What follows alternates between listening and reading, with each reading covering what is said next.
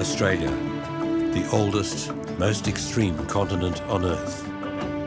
Nowhere else do you find snakes more venomous, wildlife more bizarre. Over tens of thousands of years, people have adapted to this untamed land. They have endured its extremes and gradually learned to love it. From the rich jungle to the red desert to the snowy mountains. But in this vast island of wild beauty, the crowning jewels are Australia's national parks.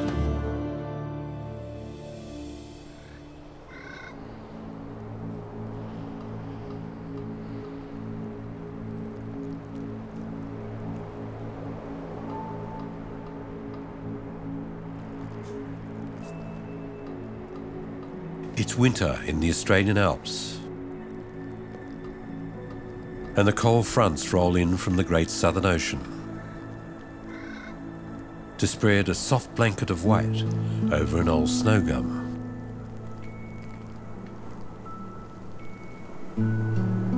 This gnarled and twisted veteran has survived more than 300 alpine winters.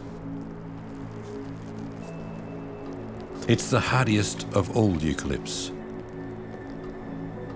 and it thrives in icy conditions at high altitude. They grow slowly and never much over 30 meters.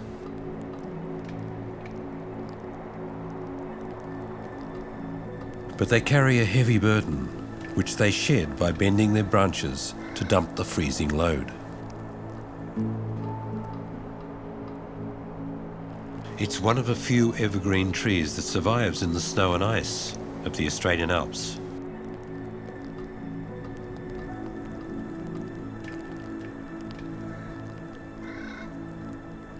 Near Mount Kosciuszko, Australia's highest mountain, the winter temperature can fall to minus 20 degrees Celsius with a savage wind chill.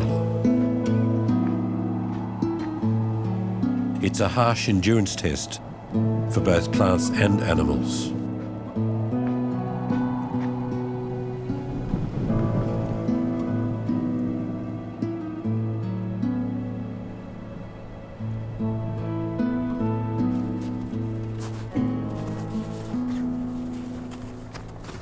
While some animals go into semi-hibernation, the marsupial wombat is active throughout the winter. This usually nocturnal animal is foraging during the day because of the shortage of food. The relentless winter evenings can be just a little too cold.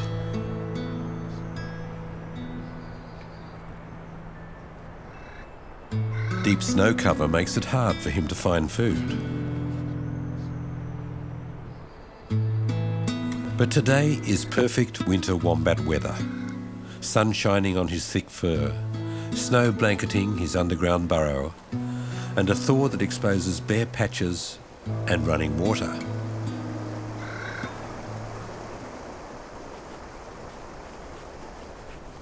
Wombats are strong animals. They dig tunnels with their sharp claws, which make excellent crampons, and can scrape away the icy crust to find food.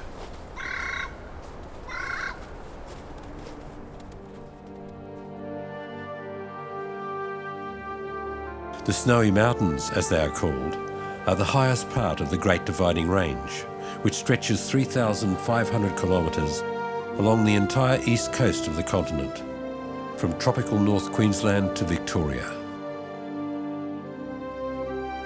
It is the third longest mountain range in the world.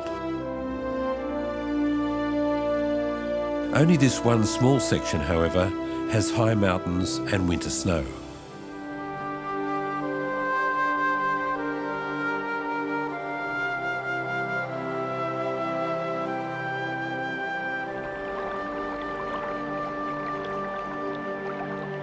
These ancient craggy peaks are a big attraction for skiers.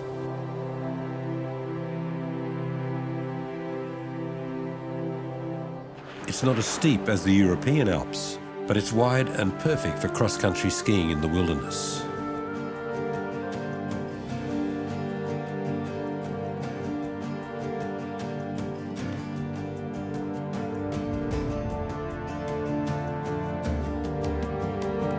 Once much more high and mighty, ice and time have ground these ancient mountains down.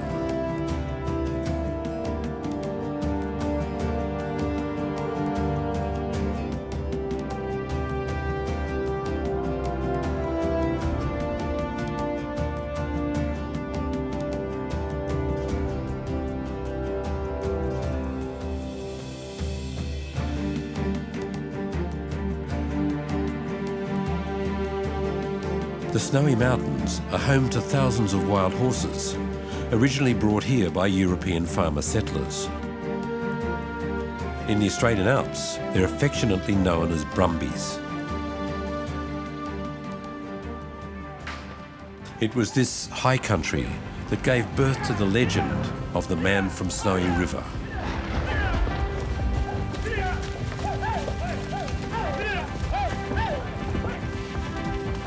The rugged mountain men and the wild horses that they chased inspired Banjo Patterson's iconic bush ballad.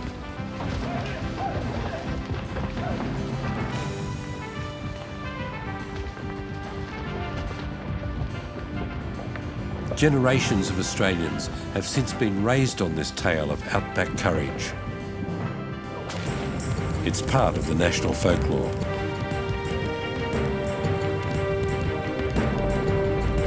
So Clancy rode to wheel them.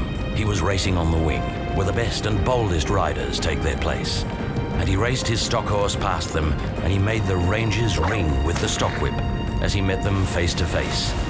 Then he halted for a moment while he swung the dreaded lash. But they saw their well-loved mountain full in view, and they charged beneath the stock whip with a sharp and sudden dash, and off into the mountain scrub they flew.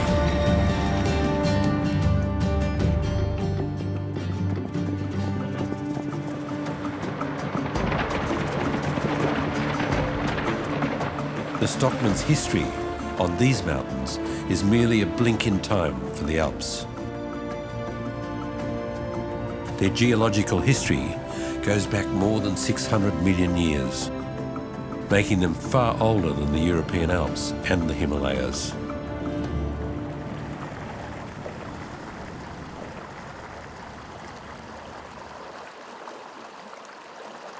By the end of September, the snow melts and the rivers flow,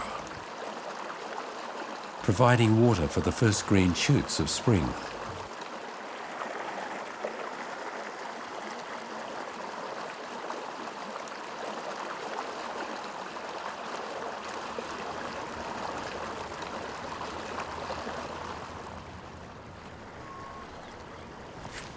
The echidna comes out of his winter torpor.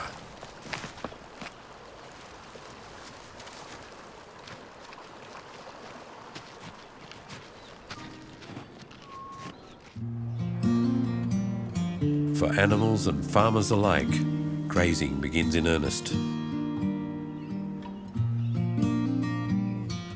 A number of people around the national park still earn their living with the Brumbies. Glenn Simmons is the classic Aussie bushman. Like the Snowy Mountains where he lives, he's open, tough and weathered. Glenn, nicknamed Simo, loves the Brumbies. What?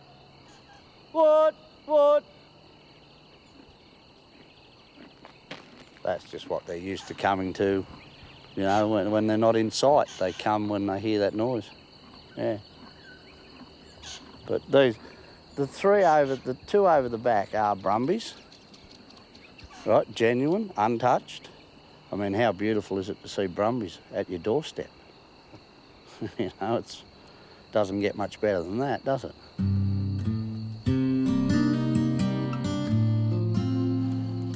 Simo's property is adjacent to the park. He used to catch wild horses on behalf of the National Park Service. He'd be on the road for weeks at a time, building traps and luring the horses with salt licks.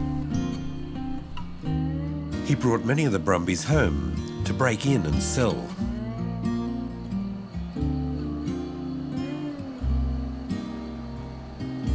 Simo and his wife Julie still have to make a living.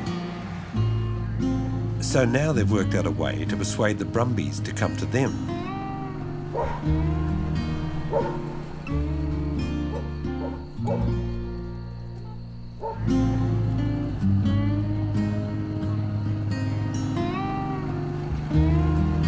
Life in the bush is not always easy, especially in winter. But their isolation has proved how much they rely on each other. Julie actually, you know, even with the fresh Brumbies, because she feeds them on the bike all the time, they get used to the noise of the bike, they get used to Julie's voice, and they come around quite quick. Really, I think it's the female thing. The horses seem to love the female attention, they really do. And as far as that little mare's concerned, Julie just feeds her and brushes her and plays with her, and she thinks, oh, this is all right. But whereas when Glenn comes, there's a bit more action, you know. Simo thrives on domesticating the legendary horses of the Kosciuszko National Park. The rugged terrain and its challenging climate means only the fittest and strongest animals survive.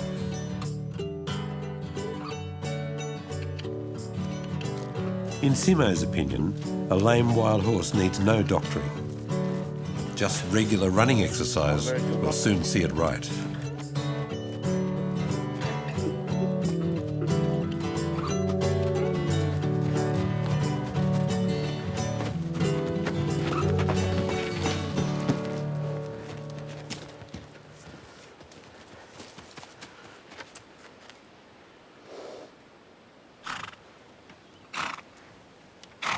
I like them because of their temperament. You know, their temperament is always so gentle, and, you know, they might act like they're wild first up, but once they're really caught and broke in, they become very quiet. Simo and Julie run a website where people can find Brumbies for sale. Some of these hardy specimens are especially suitable for children to ride. He hasn't done too bad, you know. He's done great. He hasn't done anything wrong. Not yet. She's the type that we break in for kids, but, you know, that takes 18 months, 2 years to get them guaranteed quite enough for kids. As much as they become friendly quick, you know, it's teaching them all the things that kids will do. Walk up behind them, want to give them carrots and bread, and really sort of teach them just to be kid-friendly. I just want to adjust that down so it's not too tight in his mouth to start with. It's way too tight. Tell him how good a horse he is. Oh, you're a good horse. Little champion. I'll call you Toffee. Sweetest Toffee. Good boy. Where's your head? He and Julie live simply in the bush. They have a generator for electricity, bottle gas, and a water pond right at the front door. In remote rural Australia, most people live like this. Got a coffee made. Yeah, love one. They've raised their 3 children here, and 2 of them have families of their own now. Thank you. You're welcome. Oh, I'm sure they'll take it. That'd be good. Well, that's a Brumby that just comes into the salt. He's just wandering around on his own. He's just a young Brumby stallion. Hasn't got a mob. So he's just a bachelor at the moment. So he'll eventually get older and get a few mares and get his own family.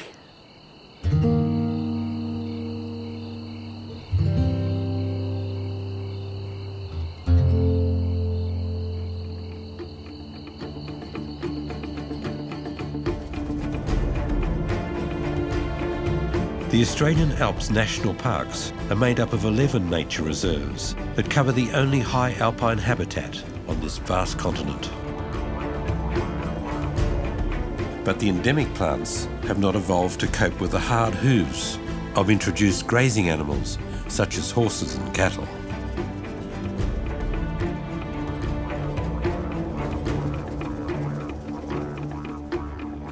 The Brumby population in the Alpine National Parks is said to be unsustainable at well over 15,000 and growing at 20% a year.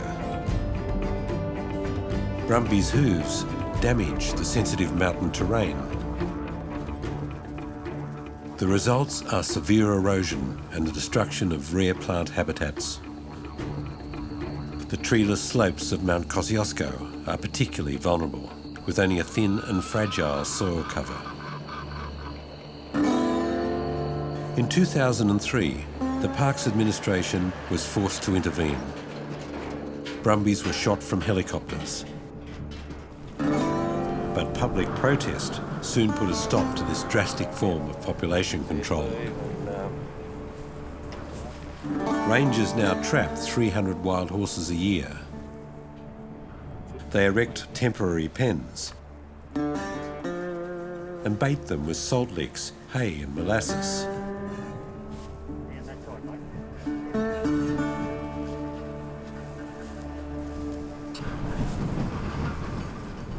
When the horses enter the pen to tug on the straw bales, the latch trips, shutting the gate behind them.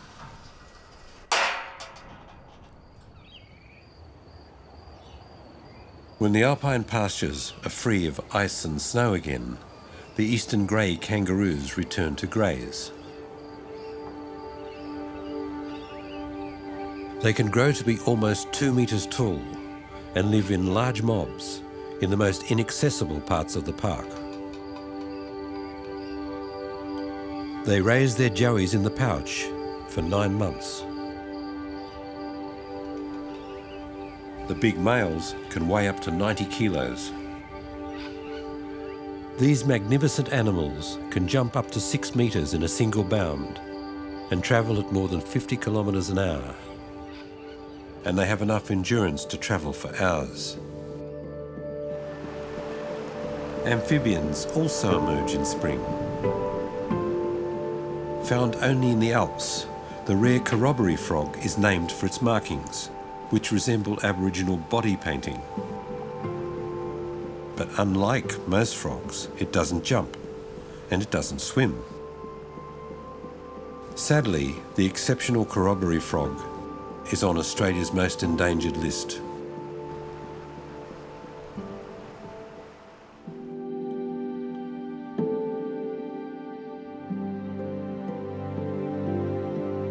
The blossoms on the snow gums are sought after for their nectar.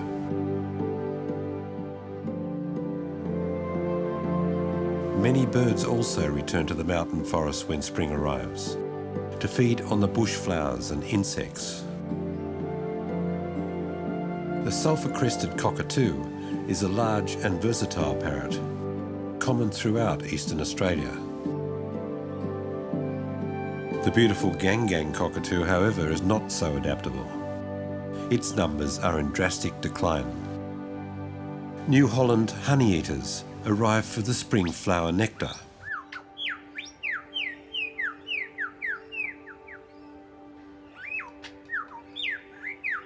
It gets noisy in the bush when the lyrebird does his spring mating dance.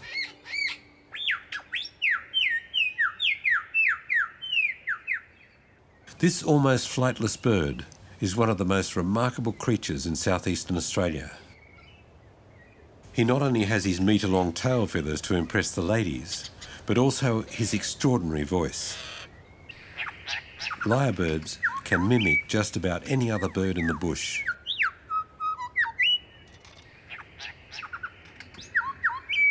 They can pass this mimicry down through the generations. In modern times, lyrebirds have been known to impersonate car alarms, chainsaws, and even mobile phones. These high alpine boulder fields, snow-covered in winter, are the habitat of the extremely rare mountain pygmy possum. Linda Broom has studied these shy animals for nearly 40 years. Until a few decades ago, they were thought to be extinct. But 2 small populations were then found surviving in the Alps. And recently, Linda found a 3rd one. She noticed that this rock formation was similar to their other known habitats. She also noted the presence of bogong moths. the tiny marsupial's favourite food.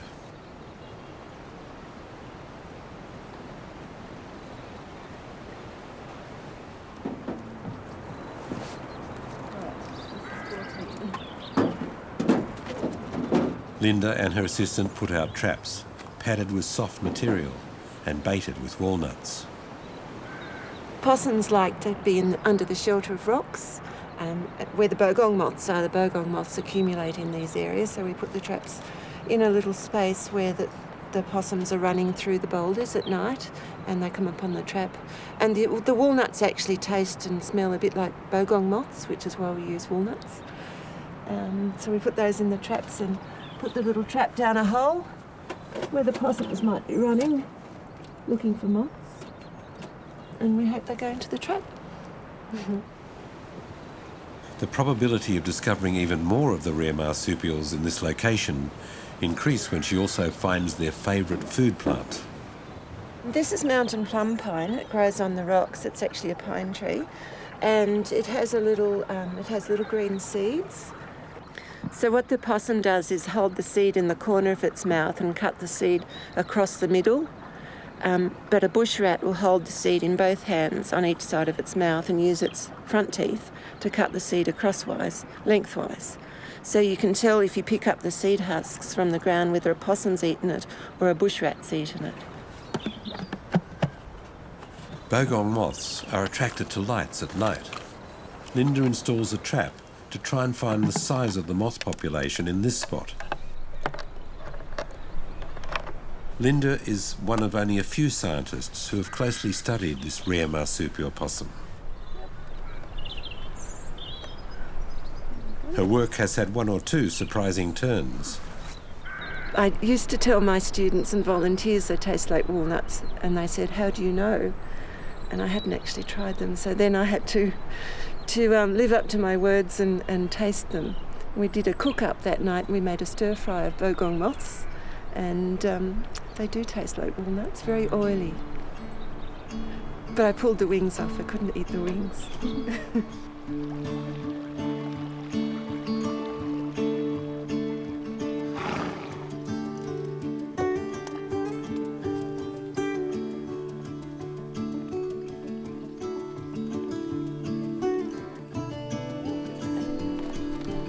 Some friends of Linda's have a farm and horses near the park.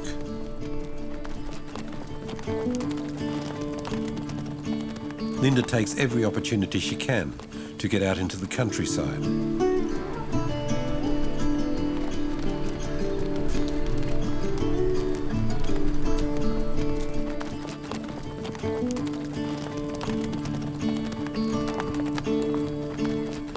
She always learns something that helps with her scientific observations.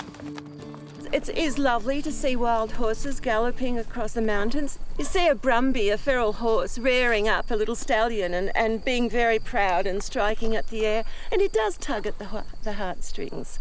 So, in a way, there's a small place for it, but we do need to keep it in areas that are not going to be damaged. There are areas in the subalpine, and there's also areas outside the park that we can have horses in as well, and some of the state forests. So there is a place for it, but it needs to be controlled very carefully so that we're not damaging the native environment with these horses.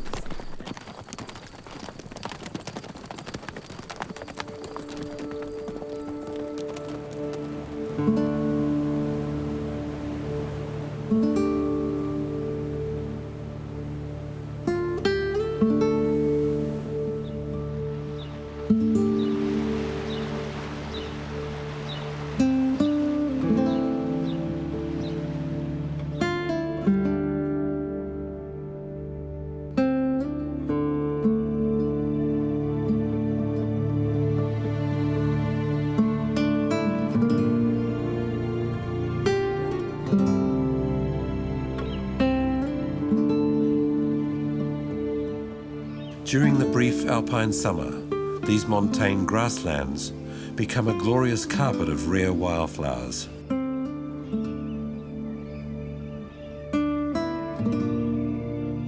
Many of these delicate species grow nowhere else on Earth.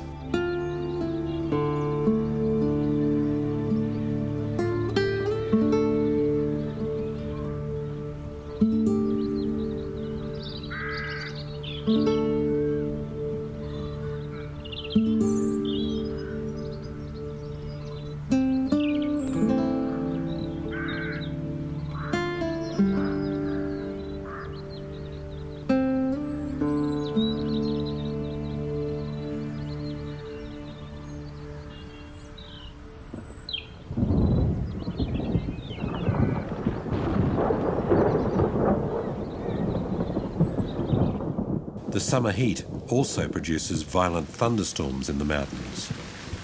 Flash floods cause streams to rise quickly. Remote areas can be cut off for days from the outside world. The four-wheel drive is an essential vehicle in the wilderness, where biologist Ken Green does his all-weather explorations of the park.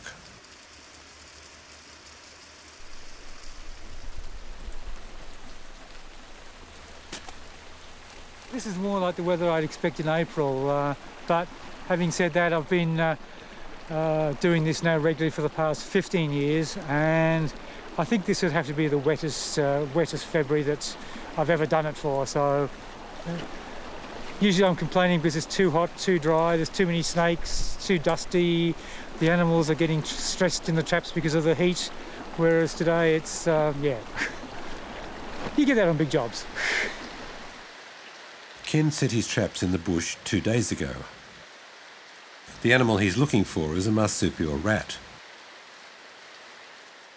This one's a broad-toothed rat. I've just checked it. It's an adult by the looks of it. And so I'm just going to get it into the bag. Being a rodent, they can give you a bit of a bite. And come on, matey. No, go the other way. Dan's not behaving. Due to Ken's work, the broad-toothed rat is one of the most closely studied rodents in Australia. Fossil evidence indicates that this animal originally lived throughout the whole eastern half of the continent, although it prefers cold winters and wet summers. This suggests that the climate in this notoriously hot country was once very different. And I've now got the animal in a grip where it can't actually bite me. Now this is a female. Now she's behaving herself quite nicely. With the drying and the warming of the continent, these animals have become restricted to basically fairly, the cold, wet sites. So this is the ideal conditions for them. And they're slow, fairly gentle animals. They get eaten by foxes, and things are getting warmer and drier, so they're definitely under threat. Now she wants to go. And she's off. Ken's yield is unusually poor. It seems that the weather is too wet, even for the broad-toothed rats. But he still has to check his 40 traps every 2 days. The animals can't survive in them any longer than that. He finds a surprise guest, a female marsupial mouse. The males, by this time, have all died of exhaustion after the rigours of the mating season. With this weather, there's probably not as many as I would have expected. With the rain and the wind, they probably all stayed in bed overnight, which is probably what I should have done as well. Yeah.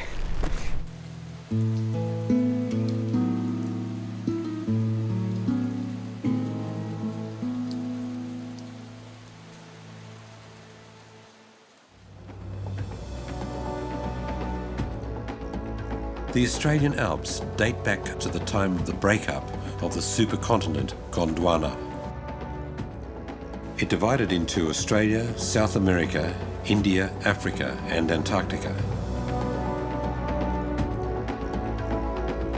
An enormous volcanic magma bubble raised the Earth's crust to form a giant plateau, which then collapsed in the middle.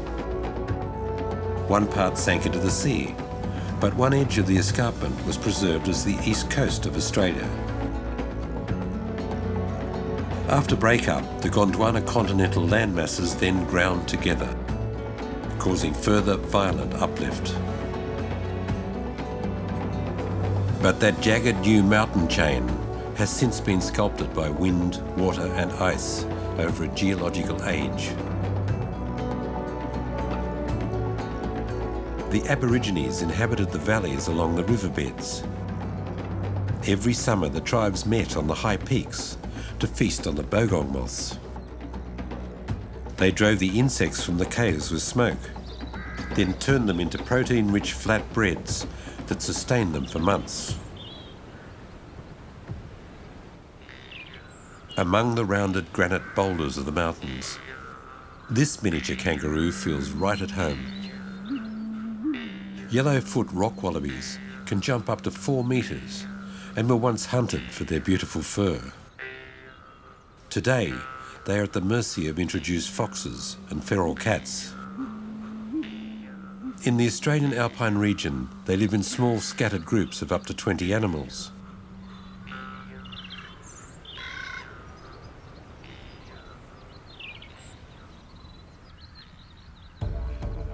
The strongest males vie for mating rights. They are notable for spectacular aerial combat, which alternates between play and deadly earnest.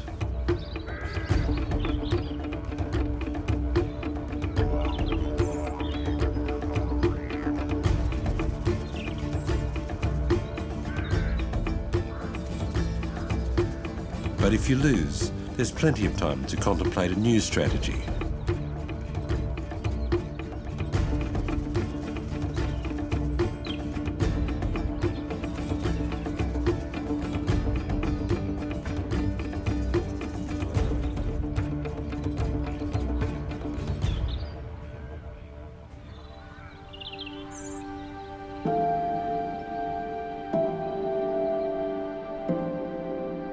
A warm, early summer evening. But at night, it's still cold.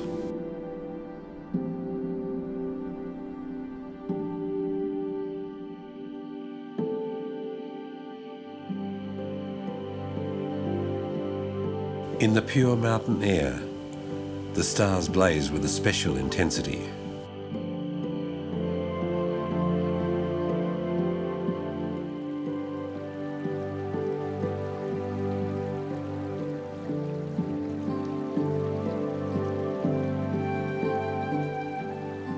The melting snow brings plenty of water to the meadows. The lush wild grasses provide a feast for wombats. These are the most serene of all marsupials. They would seem an easy target for predators.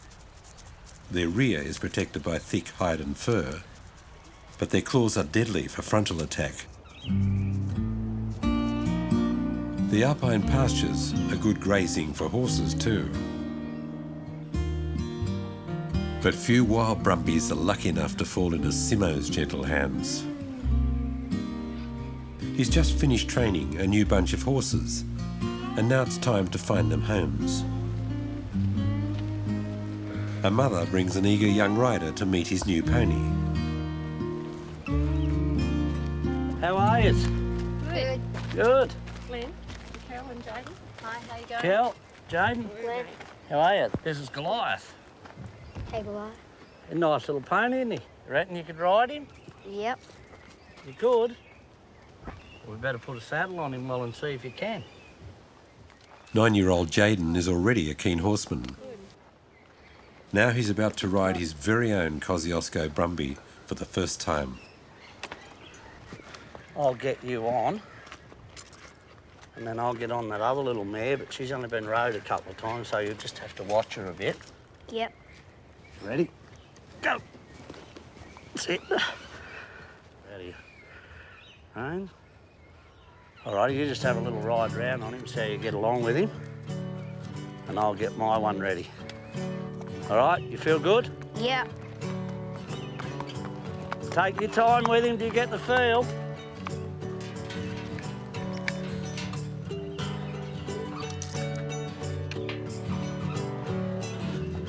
Rightio, you right to go?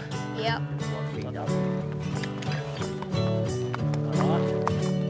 Just jump something for you, lad. Like a little log. These are the moments Simo lives for. He loves to pass on his philosophy of life to the next generation. All right. His passion for mutual coexistence between man and nature in this big wild land is embodied for him in a relationship with the Brumby.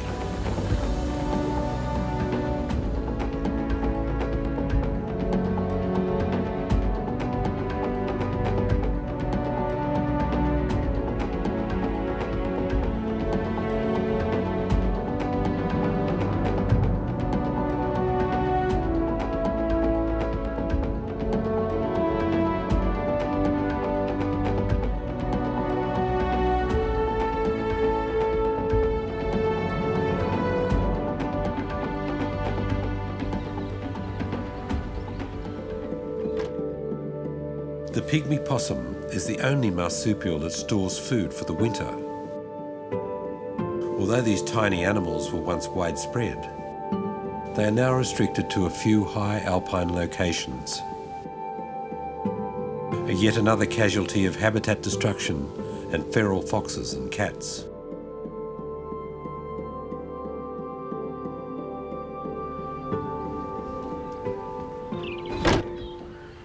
Linda Broom and her colleague set their traps 2 days ago.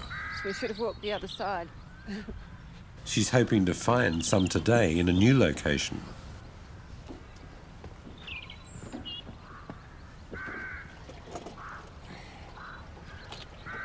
It's number 15. Possum. Looks like a bigger one too.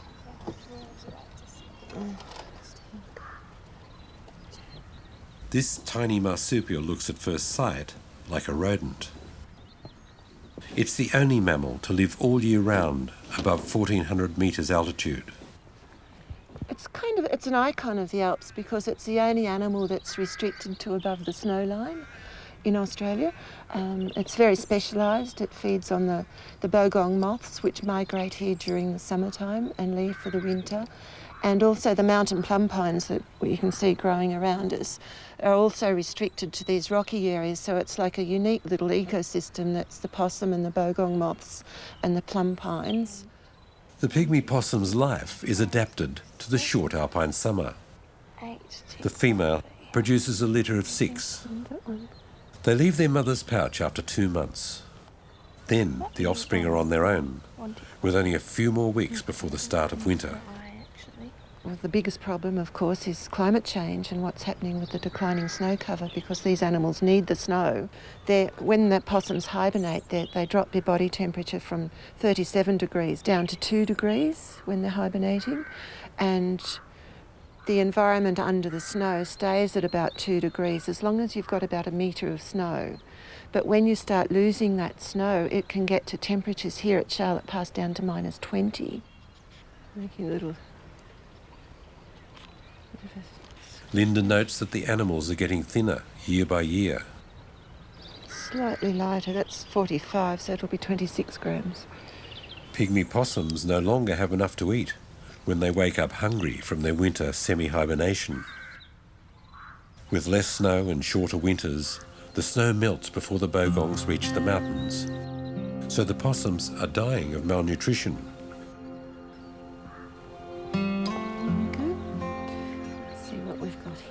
Bogong moths could be described as the most important species of the entire alpine region.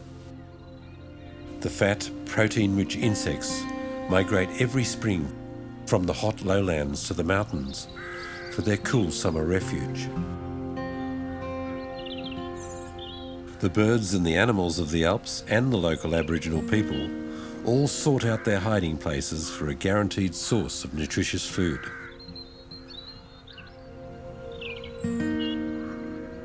Park biologist Ken Green spends both summers and winters in the mountains. He knows the whole region better than anyone. Well, basically, once you come sort of out of the Himalayas, coming south, there's really not much until you get to New Zealand in terms of mountains that support snow. So I think that's the main thing about these mountains is, so suddenly in the lowest, flattest, driest continent on Earth, you have plants and animals that have to be able to adapt to snow. Ken climbs a steep hill above Dead Horse Gap. He never knows what treasures he might find up here.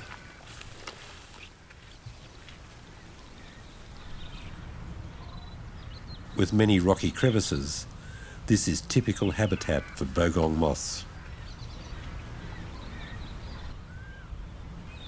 A striking arrangement of jagged rocks catches his attention.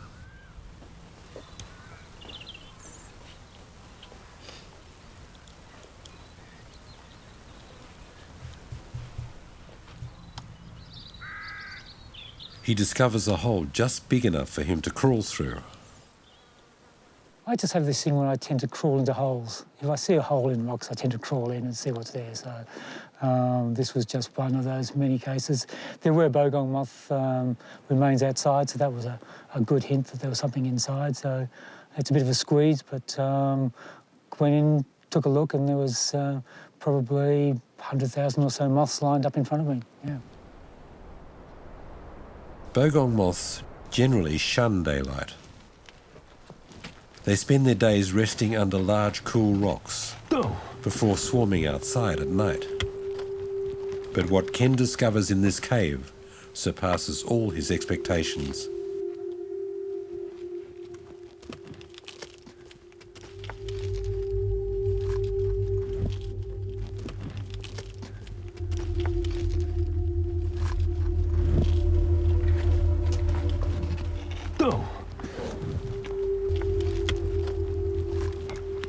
Bogong moths cover every inch of the cave interior.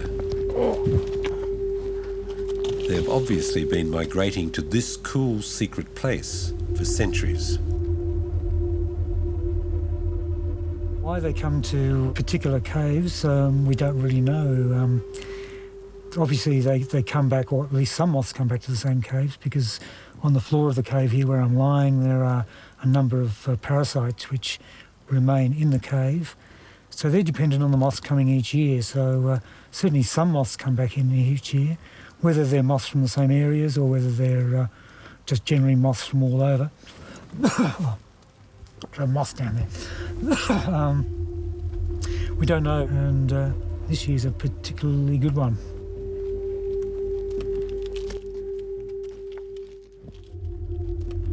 The bogong moths are enormously important to the ecological balance of the entire Alpine region.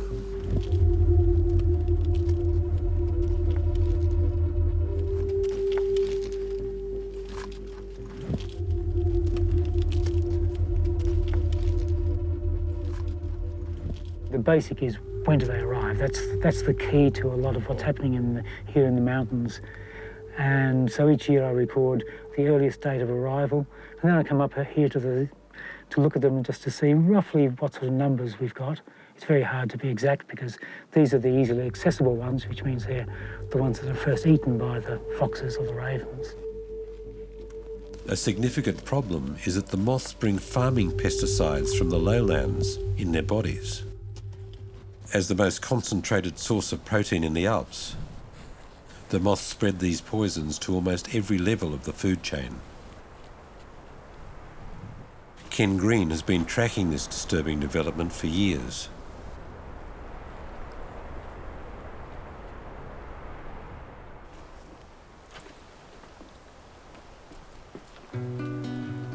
The Australian Alps National Parks protect the only high alpine habitat on the continent.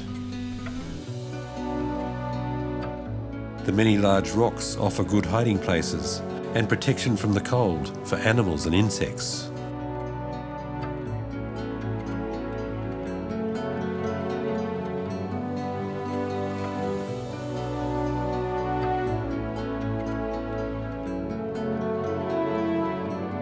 Bushfires in the more remote regions turn evergreen forests into desolate fields of grey sticks. Fire has been one of nature's cyclic events in this habitat for millions of years.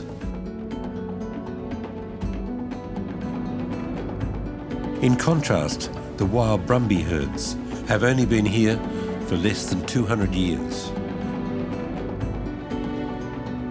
For many Australians, these horses have a significant cultural heritage value.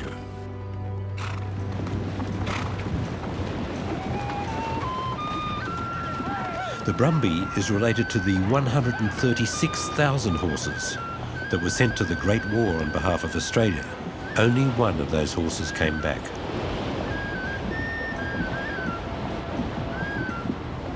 Those horses that went to war never came back.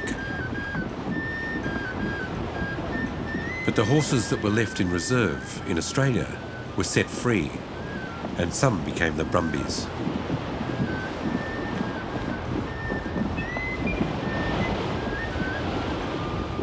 Some people argue that Brumbies deserve the same level of recognition and protection that native marsupials, birds and insects receive.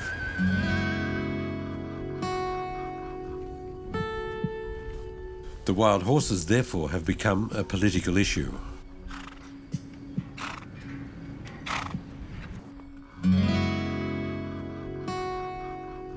The trapping program may be more acceptable to the general public than mass shootings from helicopters. But an annual reduction of only 300 Brumbies, whether they become pets or pet food, is only a fraction of the yearly increase in the size of the overall population.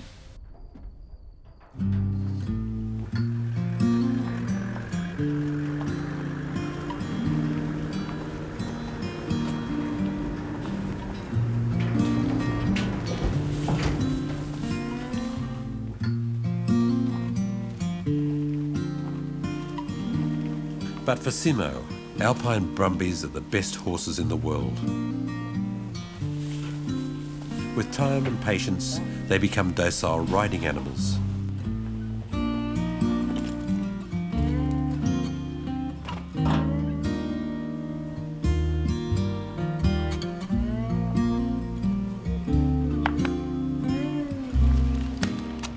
Simo could not be happier with his life. And why would you not want to live on the edge of a national park? And it's got so much to offer, especially Kosciuszko. I mean, it's such beautiful mountains, beautiful terrain, you know, all the rivers. I've thought about it, but I don't want to be anywhere else. Why would I want to be, you know? No, I don't want to be anywhere else. I travel a bit and I see a lot. But no, my little part of the world's pretty unique in this little corner. So yeah, I've got it pretty good. Probably another month or so. From now on, the nights will grow steadily cooler. And then the first frosts and snow will come. In the only part of Australia that can really be called Alpine.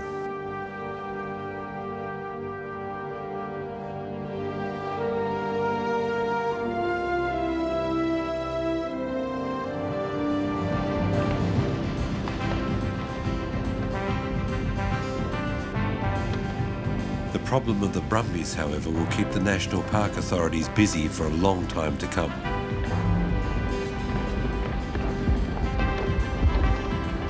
Most people doubt that it can ever really be solved.